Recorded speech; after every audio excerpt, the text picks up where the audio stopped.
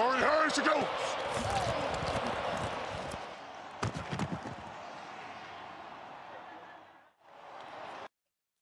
European League of Football fans, I am delighted to welcome you to the first episode of the official European League of Football show. My name is Jenny Becks and I am here to inform you about the latest news. I will tell you what's going on behind the scenes. I will be having guests answer questions, and most importantly, I'll do my best to make sure that you guys can't wait for the second season of the European League of Football starts this summer. And speaking about guests, today on the show with me are the linebacker Kazeem Edebali and our Defensive Rookie of the Year award winner Marcel Dabo, of course our CEO Jelko Karajca, and the Commissioner Patrick Izume, who is joining me right now. Hi Jenny, hi everybody out there, fans of the European League of Football. Hello, Patrick. Well, thank you so much for joining me on the show today. And how are you and how busy is the Commissioner of the European League of Football during the off-season?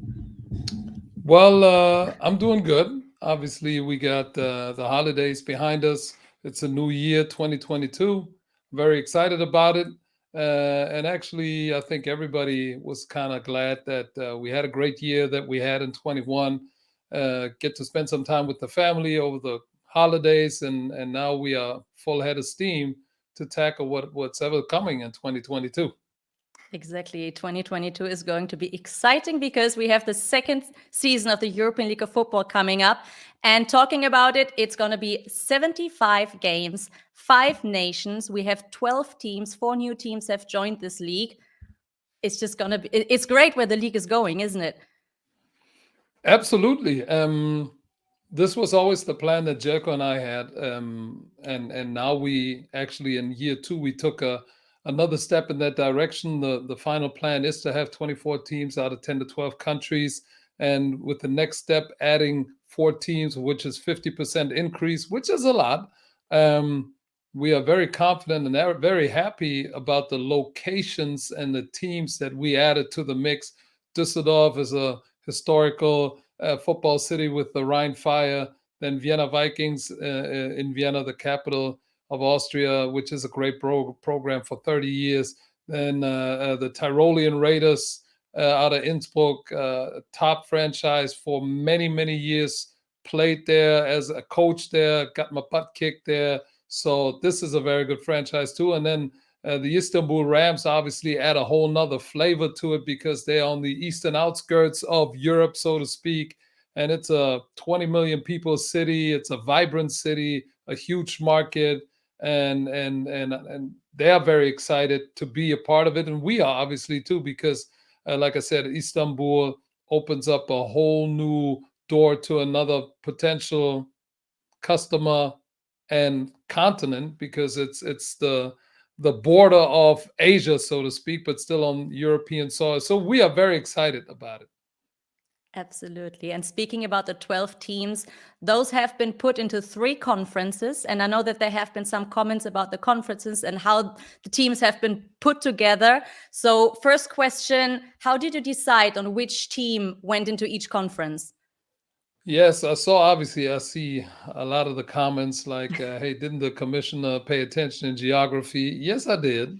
Nevertheless, one thing that we always have to, or the fans out there have to take into consideration, that travel cost is still a big factor in a league. If you have a pan-European league, the travel is something that is costs a lot of money, and also has to be well planned, because not all of our players, or most of our players, I said it before on another topic, 86% of our players do make their living outside of football, which means they have to be back at their job Monday morning. We can't just put the north and south together the way we want it, or south, east, and west, and think, well, if they make it back Monday, it's okay because they're pros. It's not that easy. So travel costs were a big factor, obviously, and then try to match it where we have the most attractive format too. And I think with the 3 groups, where the number 1 team out of every division, so to speak, qualifies for the playoffs, and then the best number 2 team is the 4 seed. I think this is the perfect mix of having some local teams. I know the Southern Conference is Cologne and Düsseldorf in there with Barcelona and Istanbul, but they have great connection as far as traveling back and forth directly from Istanbul and Barcelona into Cologne, Düsseldorf, which are very close together. So we figured we got to put them together. Then we got the Austrian, the Southern teams together as the mid conference, and then the North, as you guys know it. That made the most sense for all of us in regards to travel cost, and simply the operational part of making sure that the players get back Sunday night so they can be at their regular job Monday morning. Absolutely. But let's take a closer look at the conferences. We should see a picture of it now. Perfect. So we have the Northern Conference with Berlin Thunder, the Hamburg Sea Devils, Leipzig Kings, and Wroclaw Panthers. Basically the same from last year. Do you think there's going to be a surprise? You know what? I think there will be many surprises this year because there's not we are not at the point yet in year two where you have the continuity where you can say, well, this team is going to be good for the next years because they put their Tom Brady, their Aaron Rodgers, their Derrick Henry under contract for 3 or 4 years. We're not at the point yet. Still, there's a lot of things going on. Players are moving from one team to another. We saw that. So I think there will be teams like, for example, Berlin. They're going to make a strong push to be a more competitive team in year number 2, I believe. And then the Wroclaw Panthers, they're going to be strong. They missed out on the championship game. I think they're going to make a push deep into the playoffs, maybe the championship game. But you never know. Hamburg was a strong team, and Leipzig came on strong towards the end of the year. And I know that Fred Armstrong is still going to be there. So there's going to be some growth and development. So the North is going to be really tight and competitive. Yeah, I couldn't agree more. So let's take a closer look at the Central Conference with Frankfurt Galaxy, the Swalcow Raiders, Stuttgart Surge, and Vienna Vikings. And to be honest, when I saw this group for the first time, the first thing that came into my mind was, oh, Stuttgart Surge, that looks tough. Yeah, but again, going back to what I just said, Stuttgart Surge 2022 is not the Stuttgart Surge of 21. There's some big movements going on. I follow it through social media and our media outlets, who's moving where. So I think there's Stuttgart Surge is going to be a team that will be stronger in 22 than in 21. Yeah. Don't forget, they lost their quarterback. We all know why and what the cost was early in the season. That is a tremendous blow to a franchise if you have to replace your quarterback at the beginning of the season because you lose all continuity and you start over from scratch again. So that hopefully is not going to be the case this year. And I know they've been building. So Stuttgart is going to be a strong team. And then, yes, we got the 2 Austrian teams. We obviously have the first champion, the Frankfurt Galaxy, and then the new teams. It's tough to judge how strong are they going to be. They are the top teams in the AFL down there in Austria. But how does that compare to the European League of Football? So we don't know yet how the Central Conference is going to shake up. But I expect Vienna and the Tyrolean Raiders to be very competitive from the start. But Stuttgart, obviously, they have some experience because they played a year in this league. All the young players played a year in this league. And Frankfurt, they're the champions. So everybody's going to bring their A game. That's going to be tough. Yeah, absolutely. And coming back or talking about Stuttgart or looking at Stuttgart, they had some of the most successful rookies in their team. So it's going to be interesting to see them. And Southern Conference with the Barcelona Dragons, Düsseldorf Rheinfire, Istanbul Rams, and the Cologne Centurions. What's your idea when you hear this? Yeah, I mean, we saw, I think, through our media outlets that Zach Edwards is going to return to Barcelona. I know that they are working on a new head coach, and they got some quite interesting candidates there. And towards the end of the season, they really started humming down there in Barcelona. And the fact that they bring in some key components back, such as Nico Lester on defense. Then they're going to bring back Zach Edwards, which is major. They're going to be better, and they are one of the teams that finished way stronger than they started. So that's encouraging. Istanbul is going to be interesting to judge because that team basically is going to be a team that's put together from all over Turkey and Istanbul. All the best players going to try to play there. So that's going to be interesting how that's going to pan out with the Turkish talent, and then adding some of the European players that they're allowed to bring in, and also obviously the American players. But Coach Val Gunn is a hell of a coach. So don't sleep on the Istanbul Rams. And then we got obviously Düsseldorf Rhein-Fire and Cologne. Cologne made some major moves. They brought back Marjorie London. They got their quarterback back, the man of honor of the year, as we all know, Jan Weinreich. So there's continuity there. That is always important. I got a new head coach, and it looks like they're putting some good pieces together. And then Düsseldorf is going to be interesting because head coach is not announced yet, but it's going to happen pretty soon. And there's some movement going on. They are very tough to judge because they are brand new. They start from scratch, but they have a tremendous fan base. And the nice thing about our league is you don't have to win it in year one because you can't move down or up. You're going to stay, and you can win championships in year 2, 3, 4, and 5. Exactly. We are on a long road. And in terms of the terms in terms of players and teams and the whole level of play. No, conference game. No. Let's still. What's your expectation for season 2 in terms of the players, the teams, and the level of play? How much better do you think is it going to be compared to season 1? Oh, way better. And don't get me wrong, season 1 surprised me because the players didn't play 1.5 years prior to our season because of COVID. So it was rusty in the beginning, but I said it many times before. There was one game. It was week 12.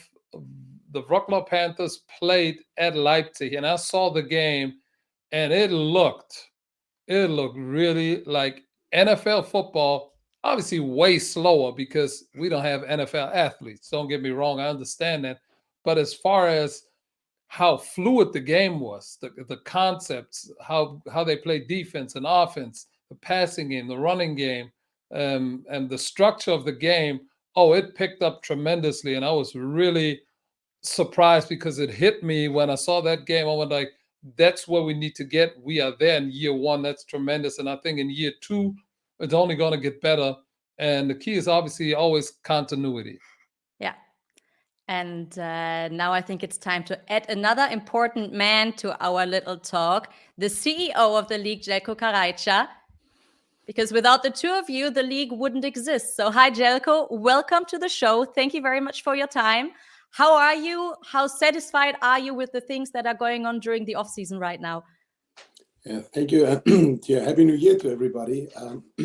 It's for the first time in this year that we are talking. And yes, we rested a little bit over the last few days. And now we're looking forward. I just was thinking while listening to you, it's close 3.5 months ago that we finished our first championship game. And going forward, we are thinking about less than 5 months. So we are somewhere in the middle, in between of season 1 and season 2. And when I see what happened after all, a year ago in January 2001, we were sitting, we just founded the company, and we had the idea of starting a league. And everybody told us, you're crazy, football league. Yep, they did. It's just synchron. You're crazy, and you can't do this, and think about COVID and everything. After the first season, now 3 months after the first championship game, I would say it was a great season after all. It was a lot of fun. It was a lot of work. I think we needed the vacation and the holidays. But now you just talked about 4 new teams. We're expanding, as we always told. that we want to become bigger. We are going to be 12 teams next year, 5 countries. We started in 3 countries, and now we will have close to 300 million people inside the countries where our teams will play. So with Turkey, we have another close to 90 million people that will approach the league. So 300 million people, that's a lot of viewers, of spectators, of fans of football. So I think a lot of things to do. 75 games, you mentioned, that means we will double more or less the production and the number of the games. So I think starting from now in January, yes, and starting to talk with our sponsors, with the production teams, everything. Give us another month or 2, and then we will enter into the final zone before the start of the season. So, as I said, a lot has been done, but a lot of these things are in front of us, and I'm happy to face the season 2. Absolutely. And you mentioned the championship game, which took place in September in Düsseldorf. I mean, the atmosphere was insane. 25,000 fans were going crazy. The game was awesome. And the next championship game will take place in Klagenfurt in Austria on September 25th. So the first question, why Klagenfurt? First of all, we always said, guys outside, we are not a German league. Although a lot of people outside were commenting and saying, okay, more German teams than from elsewhere, and it's more German focused. We always said, hey guys, listen, give us a little bit of time, but this league is not only by name, but also it's a real European league. So that means we're expanding, as I said, to 5 countries. In 2 or 3 years from now, believe me, there will be 5, 6, 7 more countries, and which will be part of the European League of Football, and a lot of more teams coming out from these countries. And this is the reason why we said, okay, we had our first championship game in Germany, in Düsseldorf, which was really, really great for us. That is the first thing. But next season, next country, so we will approach Klagenfurt. Klagenfurt overall, we have 2 teams from Austria. So I think it's also some kind of honor to the new teams, to Vienna and also Innsbruck, to say, okay, we are moving to you. We have a great stadium, the Wörthersee Stadion. It's a great stadium, so around about 32,000 people capacity. We have already sold close to 3,000 tickets until now. And we started months ago. So the people accept this, and I believe it will be a great party. And after Düsseldorf, the people inside the stadium, this was a great experience. But I always told everybody, more than that, my great impression of this final was what happened all around the stadium. These kind of I visited, like coach, also a lot of Super Bowls and everything. So it's not only about this one game, these 3-4 hours in the stadium. It's about the experience all around this stadium. So what happened in Düsseldorf after we had this COVID stuff months ago, we celebrated a party over 10 hours. We started at 11 in the morning and finished at 12 hours at about 11 in the evening. So a lot of people joined us. And this, going forward to Klagenfurt, will happen also. So we are not only planning a game in Klagenfurt with a lot of people inside the stadium, we're also planning an experience, an whole weekend, starting on Friday. And the last point will be then the game on Sunday in Klagenfurt. But our aim, our goal for this event will be, we want to celebrate a real big party. After all, we have suffered over the last 2 years with all the football fans who joined then in Klagenfurt the game. Exactly. And we want to celebrate it with you. And there is a VIP travel package available on the European League of Football website. And to give you some insights, we have a very wonderful trailer, which we are going to see now.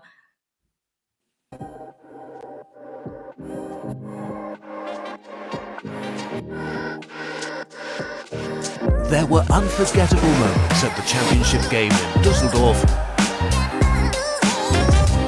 Now, Let's go to Klagenfurt. The Championship Game 2022 will be on the 25th of September at the beautiful Wörthersee Stadium in Austria. Secure your unique VIP package for €399 per person now. There are 1 to 3 overnights in the 4-star Superior Wellness Hotel Wertzes Resort Pertschach with breakfast included.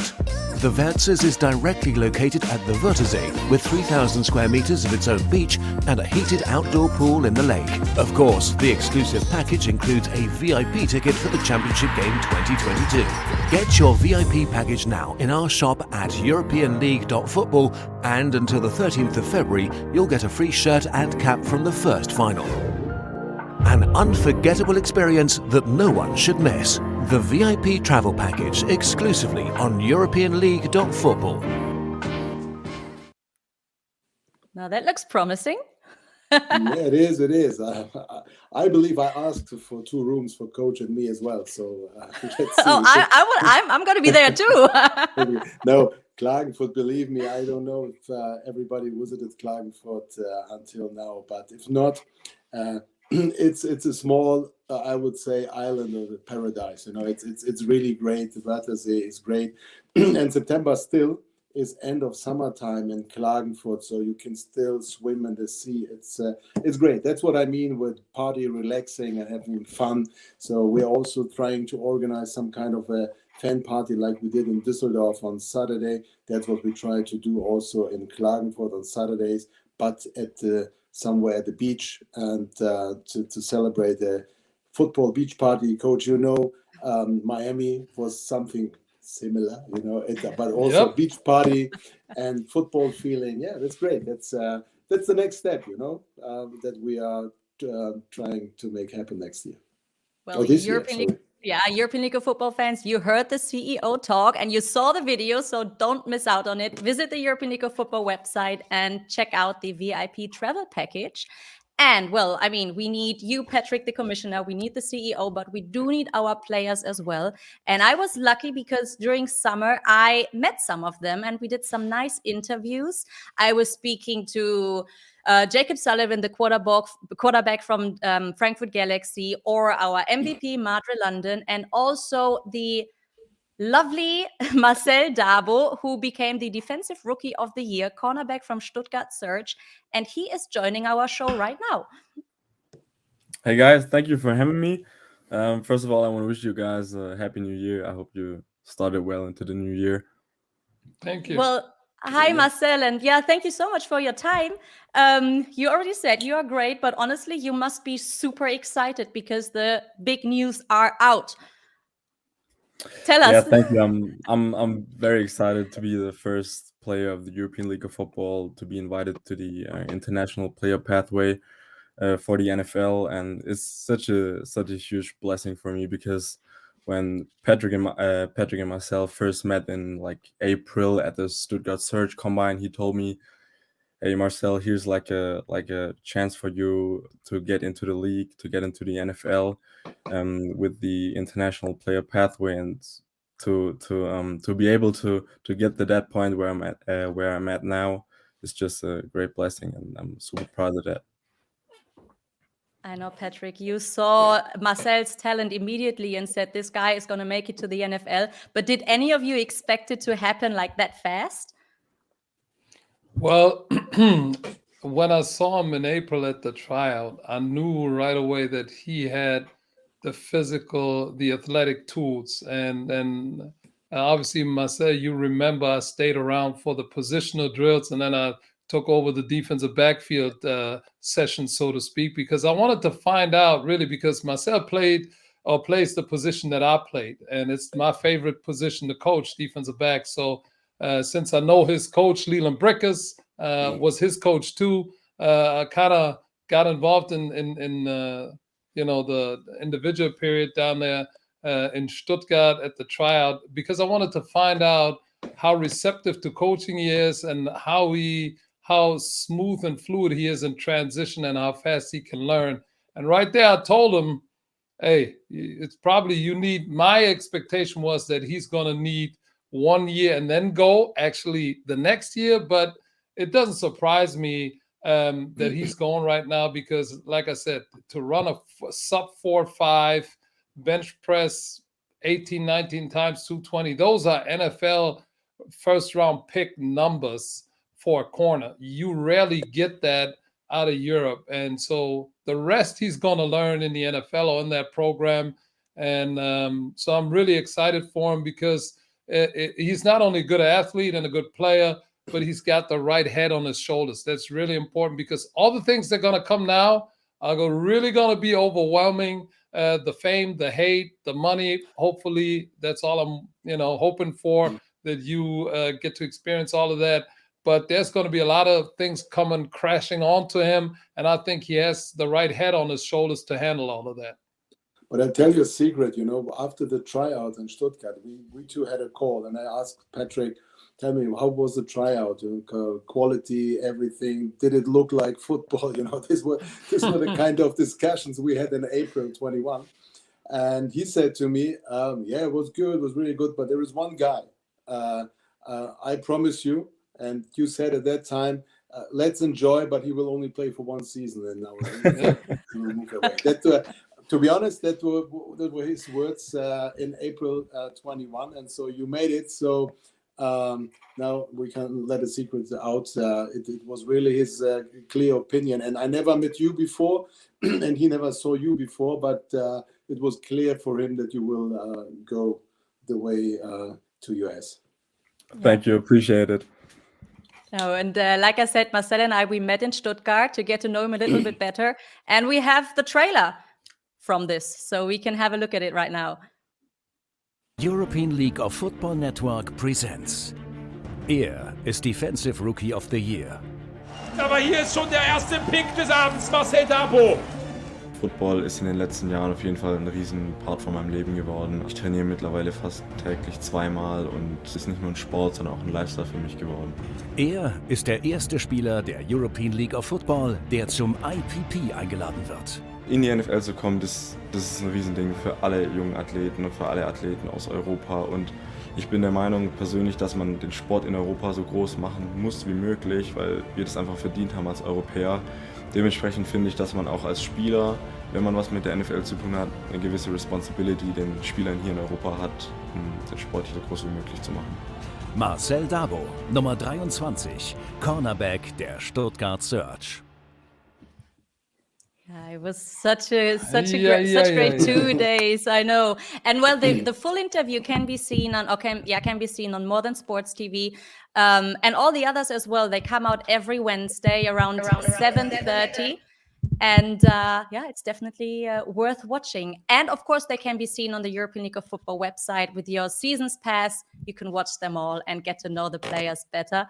But we said it there. Marcel is the first player who now made it to the NFL. And we always said from the beginning that the European League of Football can be seen as a stepping stone. Do you think, Patrick and Jelko, and also Marcel, from what you have experienced, that there's more players coming? Oh yeah, definitely. There's more talent out there that we saw in year one, and there's more to come, because this was only the first year. There will be hopefully more Marcel Dabos, and there are more kids out there that really have a chance. There's a kid in Hamburg, Levy, who's a tight end, who kind of reminds me of Jakob Johnson. Plays the same position, tight end, H-back, fullback. He's a young guy. He's only 2 years older than Marcel. He might need another year or two to develop, and then I think we're going to see 2, 3, 4, 5, 6 guys hopefully go into that program, but there will be plenty more. Yeah. And Marcel, after the Combine in London in October, where you performed well, or your performance was outstanding, how did you prepare over the last couple of months and during the off season, also to stay fit for the potential Combine?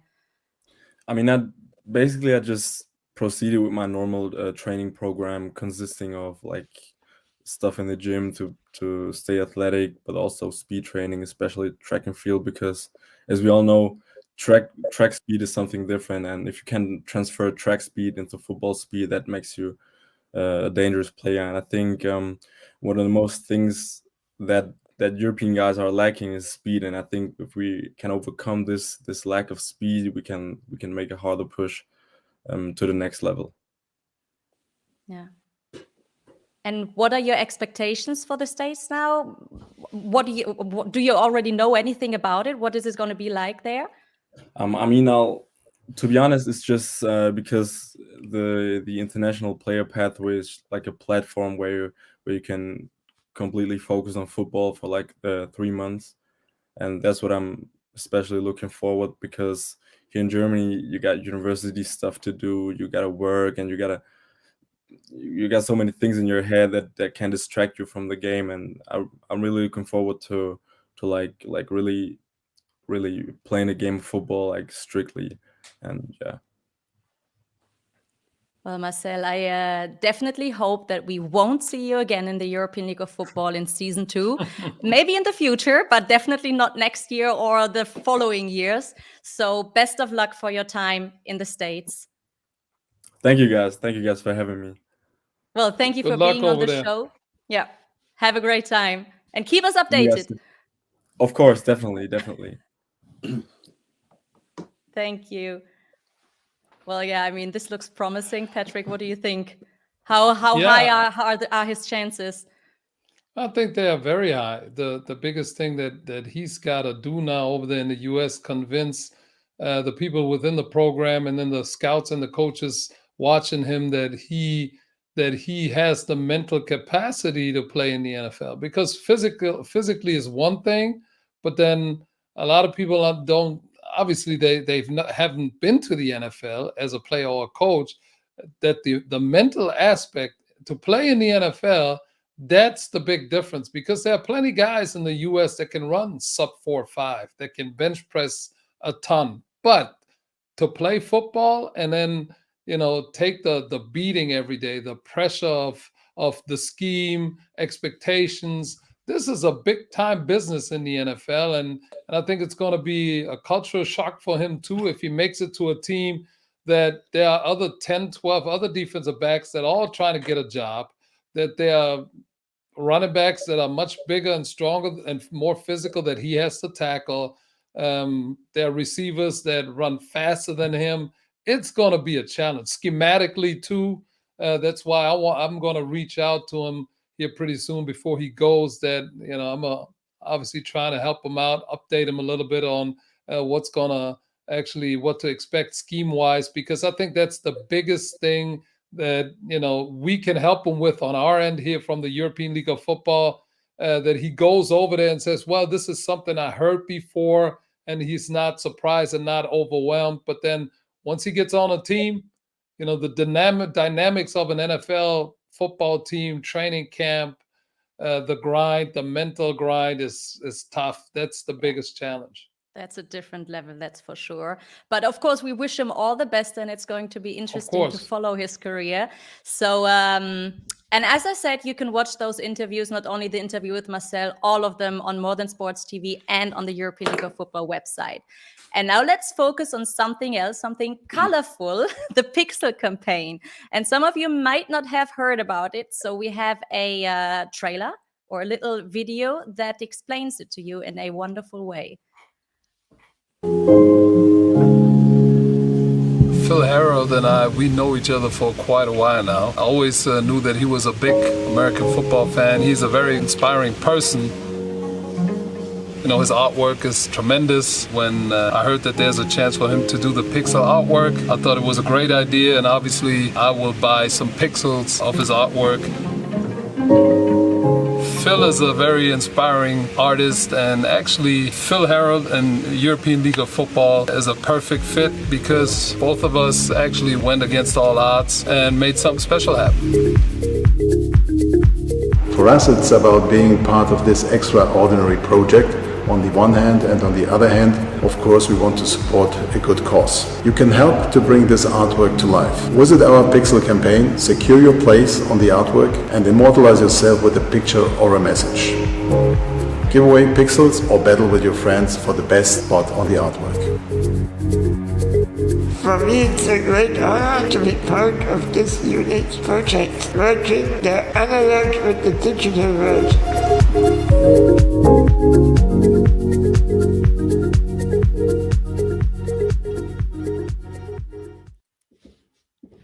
Well, yeah, on December 31st, this huge artwork will cover the Arcadia Hotel in Hamburg, where we actually celebrated the first Honors Award show last year.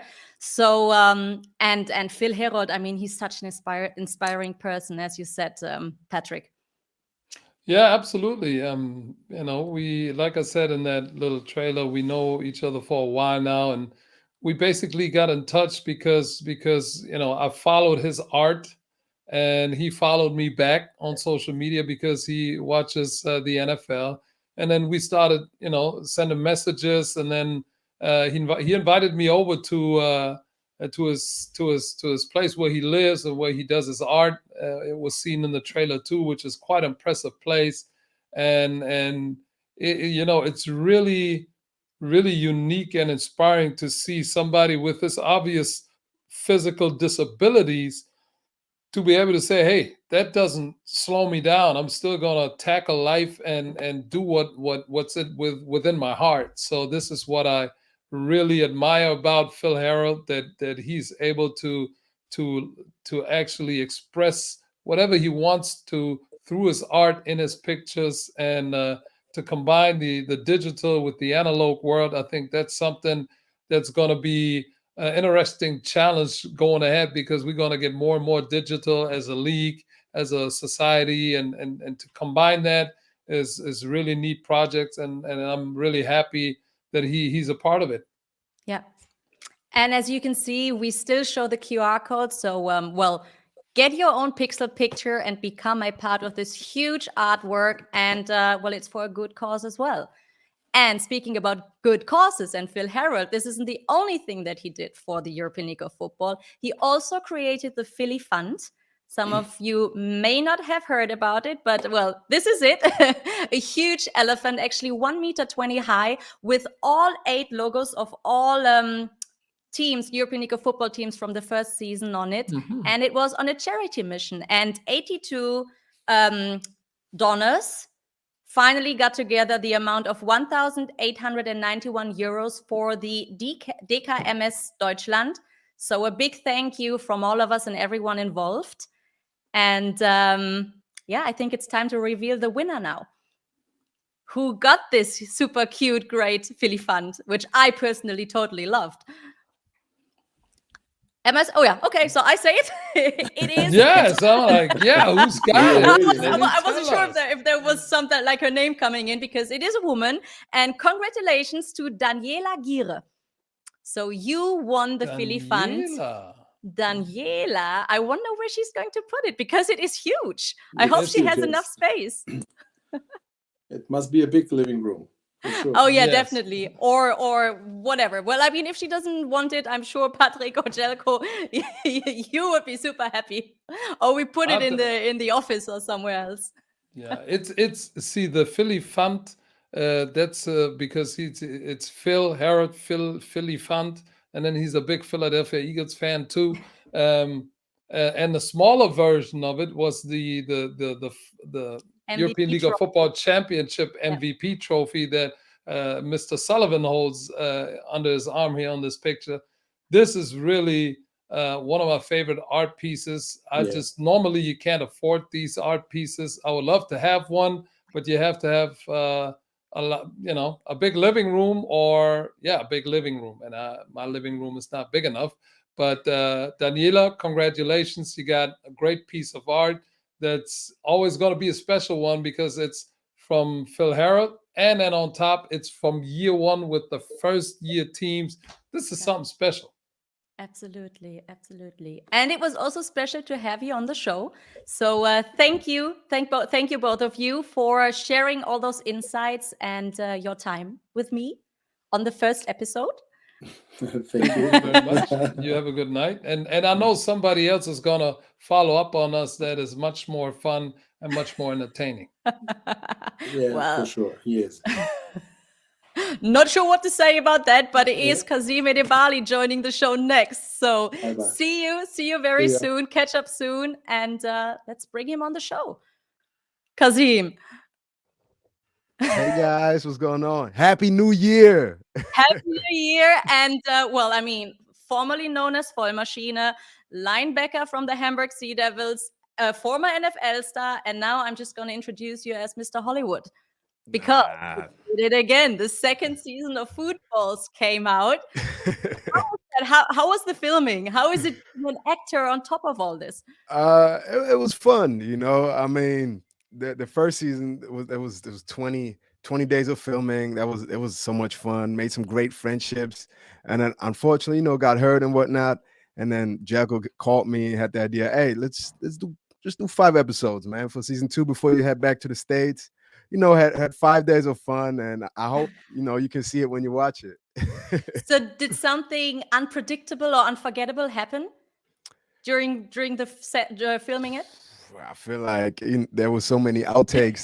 There was one day of filming. It was Jelko, Patrick was there, and us 3 were just filming in the same room. And we probably had 30 outtakes. It was the most outtakes we ever had on a day. So was there any difference to the first episode in terms of setup, text? Yeah, the second. Oh, my mic is good. The second season was really more. It was not as many people, not as many characters in the show, so I had to learn a little bit more text. But you know, it was just fun. It was entertaining. And what can you tell us about the story for We those know. of them who haven't watched it? I think it's kind of like Saw meets. I don't know. It's just like I'm in the escape room. I'm trying to get out, and you know, I don't want to say too much, but it's silly, you know. And I think it's lighthearted and it's fun. Exactly. It's fun to watch and just entertaining. That's what we know from you.